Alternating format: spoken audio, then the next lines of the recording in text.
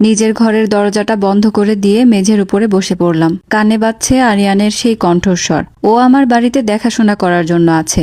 কি অদ্ভুত, 1 বছরে একটা পশু পাখিও মায়ের বাঁধনে আটকে যায়। আর আরিয়ান আমাকে এই 1 বছরে শুধু একটা সার্ভিস হিসেবেই দেখলো। আমার চোখের জল, একাকিত্বকে উনি কোনোদিন বুঝতেই চায়নি। বাইরে নাতাশার উচ্চস্বরে হাসির শব্দ ভেসে আসছে। কিছুক্ষণ পর আরিয়ানের ডাক শুনলাম, মিথিলা এদিকে এসো। চোখ মুছে স্বাভাবিক হওয়ার চেষ্টা করলাম। আয়নায় তাকিয়ে দেখলাম নাক মুখ লাল হয়ে আছে। নিজেকে সামলে নিয়ে লিভিং রুমে গেলাম। নাতাশা আরিয়ানের পাশে সোফায় বসে আছে।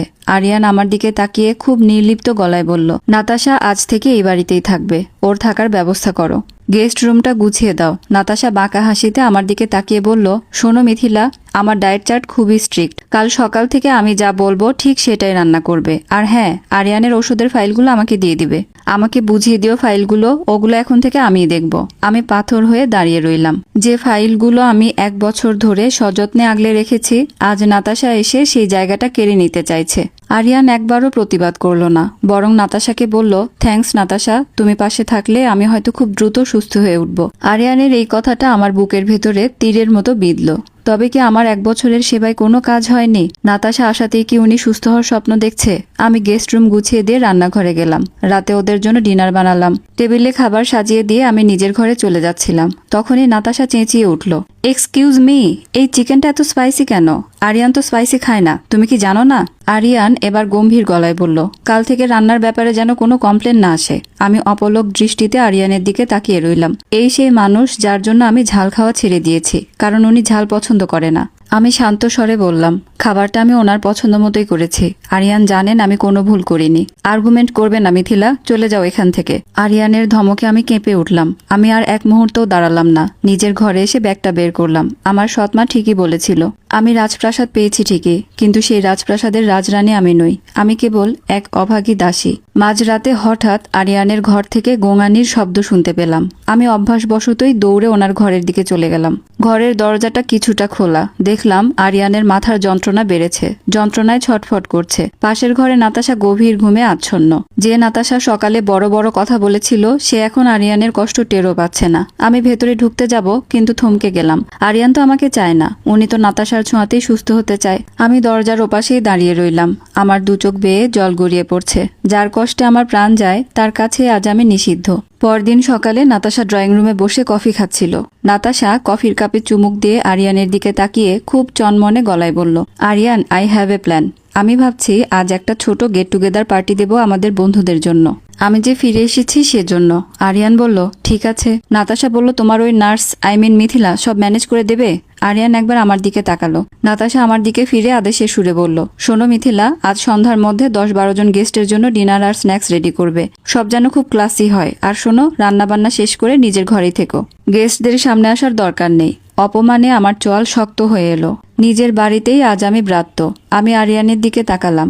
আশা করেছিলাম ও অন্তত বলবে, মিথিলা আমার স্ত্রী, ও কেন ঘরে থাকবে। কিন্তু না, আরিয়ান মুখ নিচু করে ল্যাপটপে কি যেন দেখছিল। ও যেন নাতাশার সব অন্যায় মেনে নেওয়ার শপথ নিয়েছে। সারাটা দিন আমি এক মুহূর্ত দম ফেলার সময় পেলাম না।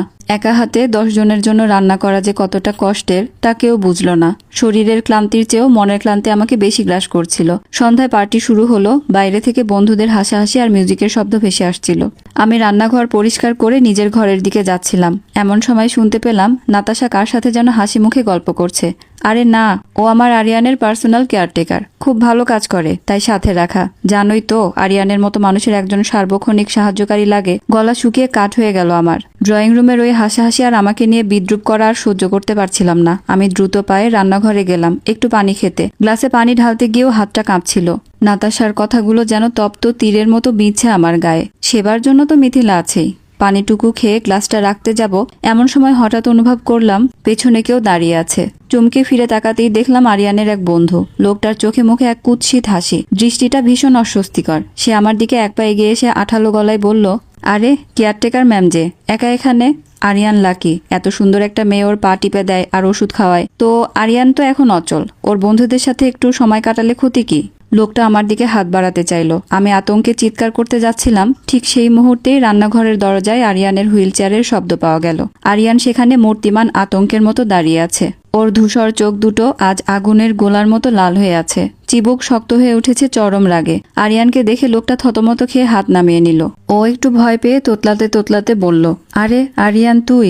না, আমি জাস্ট পানি খেতে এসেছিলাম, ওনার সাথে এমনি কথা বলছিলাম। আরিয়ান ওনার বলিষ্ঠ হাত দিয়ে হুইল চেয়ারের হাতলটা এতটাই জোরে চেপে ধরলেন যে হাতের রগগুলো ফুলে উঠল।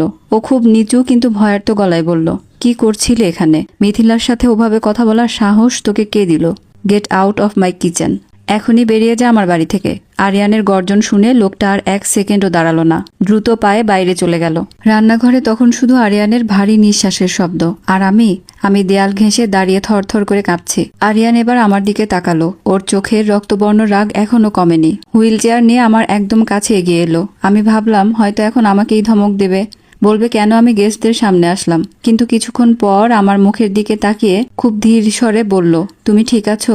আমি কোনো উত্তর দিতে পারলাম না, শুধু মাথা নাড়ালাম। আমার দু চোখ ফেটে জল বেরিয়ে এলো। আমি আর দাঁড়িয়ে থাকলাম না, চোখের জল মুছতে মুছতে নিজের ঘরের দিকে দৌড়ে গেলাম। পরদিন সকালে ড্রয়িং রুমে আসতেই আমার পা দুটো থমকে গেল। মাঝে মধ্যে মনে হয় চোখ দুটো যদি অন্ধ হতো তবে হয়তো এই দৃশ্যগুলো দেখে কলিজাটা এভাবে ছিঁড়ে যেত না। লিভিং রুমের সোফায় আরিয়ান বসে আছে আর নাতাশা তার হাত ধরে বসে আছে। নাতাশা খুব আদুরে গলায় হাসছে আর বলছে, আরিয়ান তোমার মনে আছে আমেরিকায় যখন আমরা একসাথে কফি শপে বসতাম? আরিয়ানকে দেখলাম না করার কোনো চেষ্টাই সে করছে না।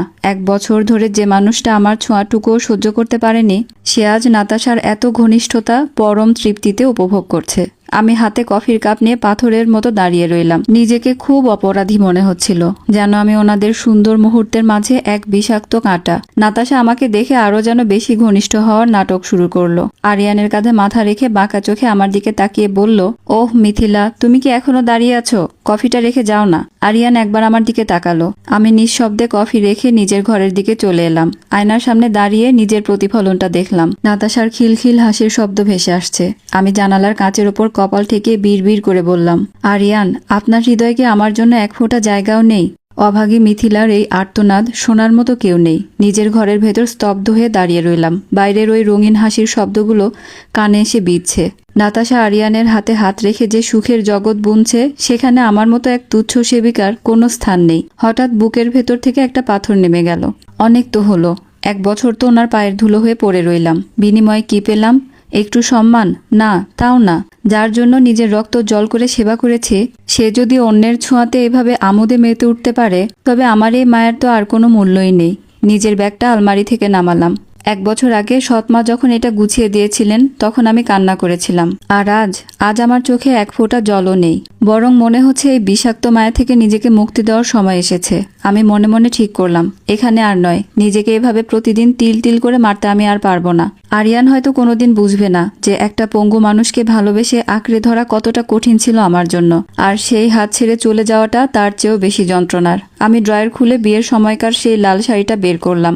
ওটা ভাঁজ করে ব্যাগে রাখলাম না, বরং ওটা টেবিলের ওপর ছড়িয়ে রাখলাম, যেন শাড়িটা দেখলেই আরিয়ান বুঝতে পারে 1 বছর আগে যে মেয়েটা বউ সেজে এসেছিল আজ সে তার সবটুকু অধিকার আর মায়া এই ঘরেই ফেলে রেখে চলে যাচ্ছে। পা টিপে টিপে লিভিং রুমের দিকে তাকালাম। আরিয়ান নাতাশার হাত ধরে কিছু একটা বলছেন। দুজনেই খুব সুখী। আমি একটা ছোট চিরকুট লিখলাম, আপনার সব ঔষধ আর থেরাপির চার্ট টেবিলের ওপরে রাখা আছে। নাতাশা আপুকে বুঝিয়ে দেবেন আজ থেকে আপনার সেবার জন্য আর কোনো কেয়ারটেকার লাগবে না। ভালো থাকবেন আপনার ভালোবাসার মানুষকে নিয়ে। চিরকুটটা টেবিলের কোনায় কফি কাপের নিচে রাখলাম।